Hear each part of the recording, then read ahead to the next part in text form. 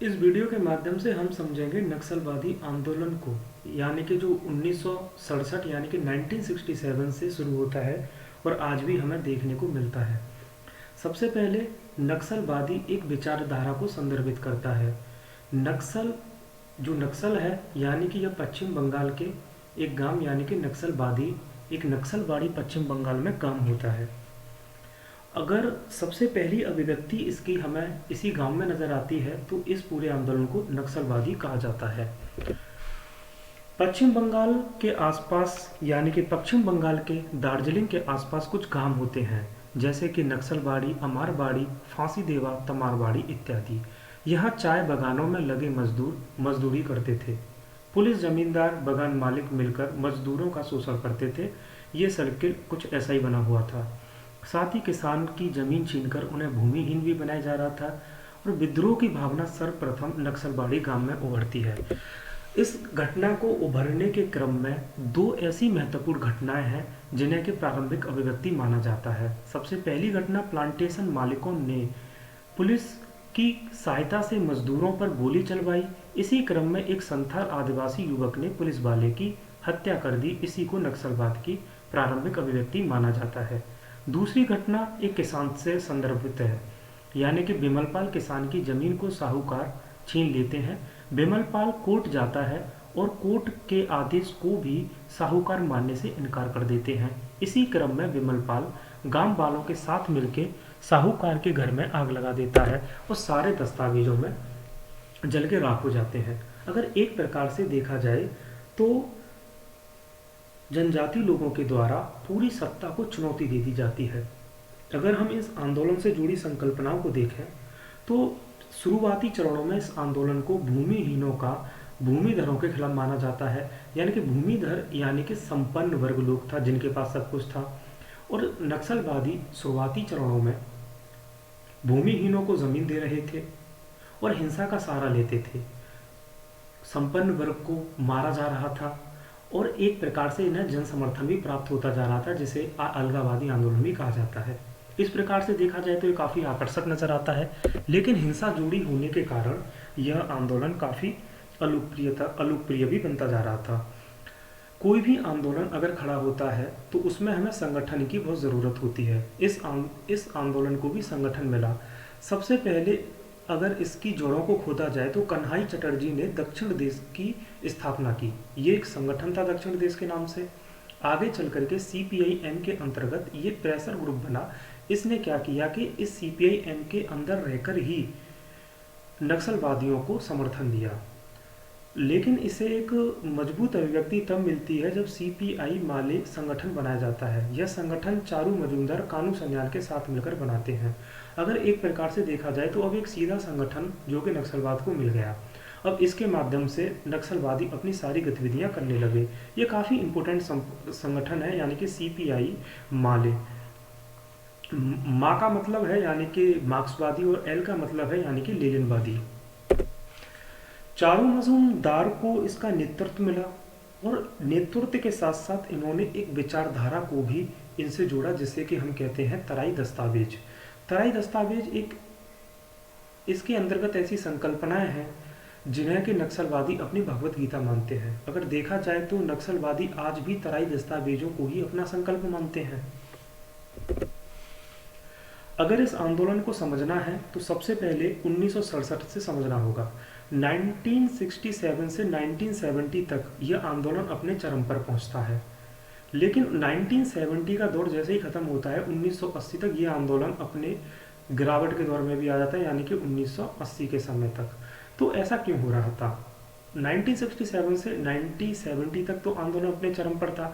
आंदोलन शुरू हुआ है, चारू मजूमदार का नेतृत्व मिला है, सीपीआई माले का गठन हुआ है, लेकिन 1970 के बाद में बांग्लादेश में एक आंदोलन शुरू हो जाता है पाकिस्तान से अलग होने का। तो इंदिरा गांधी गवर्नमेंट उसका समर्थन करती है मुक्ति बाहिनी के नेतृत्व में। तो इसी समय पर 1971 के समथिंग सेना भेजी जा रही थी बांग्लादेश। तो इंदिरा गांधी नहीं चाहती थी जब हम बाहर की लड़ाई लड़ें तो देश के अंदर भी हम कमज़ोर रहें। तो उन्होंने एक सेना का दस्ता पश्चिम बंगाल के जंगलों के रास्ते भेजा, जिन्होंने के लगभग नक्सलवाद को समाप्ति कर दिया। तो इस समय पर 1970 तक आते 1972 में चारू मजूमदार की मृत्यु हो जाती है। 1970 के दशक तक मतलब 1970 के दशक में ही संगठन भी समाप्त हो गया, एक प्रकार से नेतृत्व भी समाप्त हो गया। लेकिन 1970 के दशक में ऐसी पर्याप्त स्थिति थी 1970 से के दशक में जिससे कि आंदोलन दोबारा खड़ा हो सके, जैसे कि आपातकाल यानी कि इमरजेंसी का होना, और जैसे कि पॉवर्टी यानी कि गरीबी का होना, और अनएम्प्लॉयमेंट का होना भी एक बड़े कारण थे इस आंदोलन को दोबारा खड़े होने के क्रम में।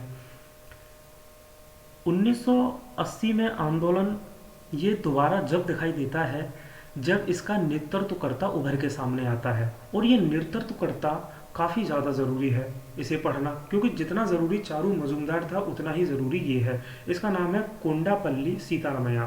कोंडापल्ली सीतारामैया इसके नए नेतृत्वकर्ता के रूप में उभरे। ये सीपीआई माले पार्टी से अलग हुए थे। इन्होंने अपनी एक अलग पार्टी बनाई जिसे कहते हैं पीडब्ल्यूजी, पीपल्स वार ग्रुप। इन्होंने जो अपना केंद्र बनाया वो बनाया आंध्र प्रदेश का करीमनगर। आंध्र प्रदेश का करीमनगर बनाते हैं। अब एक प्रकार से अगर देखा जाए तो कोंडापल्ली सीतारामैया ने इसका केंद्र बदल दिया, यानी कि पश्चिम बंगाल में जो आंदोलन शुरू हुआ, कोंडापल्ली सीतारामैया के नेतृत्व में यह आंदोलन मध्य भारत में प्रवेश किया, और इसका जो नया केंद्र था वो आंध्र प्रदेश का करीमनगर था। अब ये करीमनगर बस्तर के पास पड़ता है। बस्तर को अगर देखा जाए तो महाराष्ट्र और मध्य प्रदेश, उस समय पर छत्तीसगढ़ नहीं हुआ करता था, यह मध्य प्रदेश का हिस्सा था, तो इसीलिए मध्य प्रदेश और छत्तीसगढ़ इन क्षेत्रों के आसपास का क्षेत्र था। 1980 से लेकर के 90 का दशक को अगर हम देखें तो इस समय आंदोलन बढ़ा। क्यों बढ़ा? क्योंकि कोंडापल्ली का नेतृत्व मिल रहा था इस आंदोलन को, और ये जो आंदोलन है मध्य भारत में प्रवेश कर चुका था, और ये आंदोलन उत्तर भारत में भी प्रवेश करने के रास्ते खोज रहा था। तो सबसे उपयुक्त स्थिति मिली बिहार के अंदर। बिहार के अंदर इस समय जातीय संघर्ष चल रहा था। एक तरफ भूमिहार वर्ग था तो दूसरी तरफ था दलित, आमने सामने थे जो के, और भूमिहार वर्ग का नेतृत्व रणवीर सेना कर रही थी, और इस जाति संघर्ष में हजारों लोगों का नरसंहार भी होता है।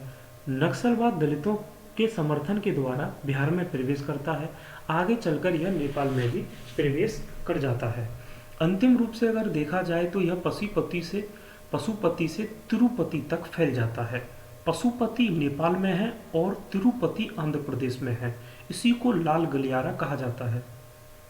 1980 के दशक में ऐसी और भी गतिविधियां थीं जिससे नक्सलवाद को प्रोत्साहन मिल रहा था, जैसे कि 1980 के दशक में आरक्षण का मुद्दा, क्योंकि 1977 में जनता पार्टी थी जिसने कि मंडल कमीशन बनाया, और जहां ओबीसी को आरक्षण की बात की जाती है, तो इससे विद्यार्थियों के अंदर काफ़ी हड़कंप मच गया और जगह जगह आंदोलन होने शुरू होते हैं। राम जन्मभूमि विवाद भी इस समय पर उभर कर सामने आता है। और इसी प्रकार अगर देखा जाए तो 1990 तक यह आंदोलन अपनी चरम सीमा पर पहुंच जाता है। लेकिन 1990 से लेकर के 2004 तक परिस्थितियां ऐसी नहीं रहती। यह आंदोलन काफ़ी उतार चढ़ाव के दौर से गुजरता है, लेकिन इस समय दोनों ही अवस्था थी, जैसे कि उतार भी था और चढ़ाव भी था। उतार के लिए भी पर्याप्त उपस्थिति मौजूद थी और चढ़ाव के लिए भी। अगर देखा जाए तो इस समय उदारीकरण और वैश्वीकरण हो रहा था, जिसके कारण निजी क्षेत्र ताकतवर बन के उभर रहा था। वैश्वीकरण के कारण नक्सलवादियों को भी बाहर से समर्थन प्राप्त हो रहा था। इन कारणों से नक्सलवादी गतिविधियों में वृद्धि होती है।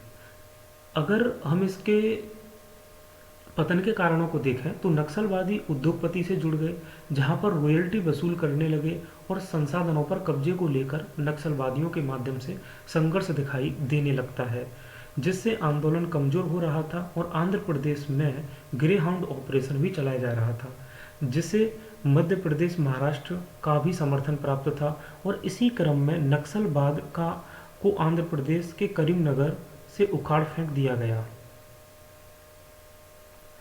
किंतु करीमनगर से उखाड़ फेंकने के बाद अपना दूसरा केंद्र यह छत्तीसगढ़ के जगदलपुर में बनाते हैं। एक बड़ी ही चिंता की बात यह है, जब ये अपना केंद्र बदल रहे थे तो सरकार क्या कर रही थी? कहीं ना कहीं हम ये कह सकते हैं 1990 से 2004 तक का ये जो आंदोलन का समय है, इस समय सरकार ने अनदेखी की। अन्यथा ये एक ऐसा समय था जब आंदोलन को समाप्त किया जा सकता था। 2004 से लेकर 12 तक काफ़ी महत्वपूर्ण दौर है ये, क्योंकि इस समय नक्सलवाद अपना सबसे ज़्यादा चरम सीमा पर पहुंचता है।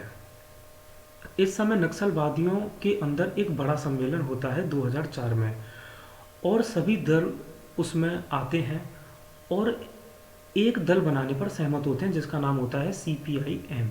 CPIM यानी कि मार्क्सिस्ट, और यह संगठन आज भी प्रभावी है। 2004 के बाद नक्सलवादी आंदोलन अपनी चरम सीमा पर पहुंच जाता है। यह नागरिकों को, सैनिकों को, सरकार पर लगातार हमले करना शुरू करता है, और यह अंतर्राष्ट्रीय संगठनों से इसे सहायता भी प्राप्त होना शुरू होती है।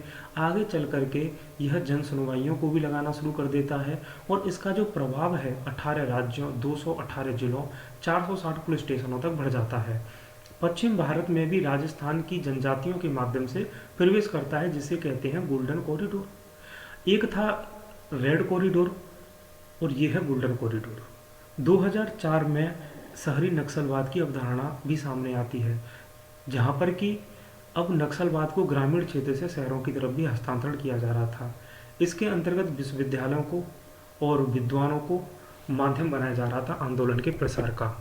2012 के बाद इसकी गतिविधियों में लगातार कमी आती है, क्योंकि जब सरकारें मान चुकी थी ये हमारे लिए एक बड़ी चिंता का विषय है, तो मनमोहन सिंह सरकार यानी कि UPA 2 और NDA 1 और NDA 2 में भी इसके नियंत्रित करने के लिए लगातार कदम उठाए जाते हैं। अगर अब देखा जाए तो नक्सलवाद के कारण क्या है, सबसे पहली चीज़ भौगोलिक जटिलता, यानी कि ये वो क्षेत्र हैं जहाँ पर की नदियाँ हैं, जहाँ पर की पठारी भूमि है, जहाँ पर की जंगल है, जहाँ पर की जनजाति है। ये इतनी और अंतर्राज्यीय सीमाएं हैं। ये नक्सलवाद उभरने के लिए काफ़ी अनुकूल अवस्थाएं मानी जाती हैं।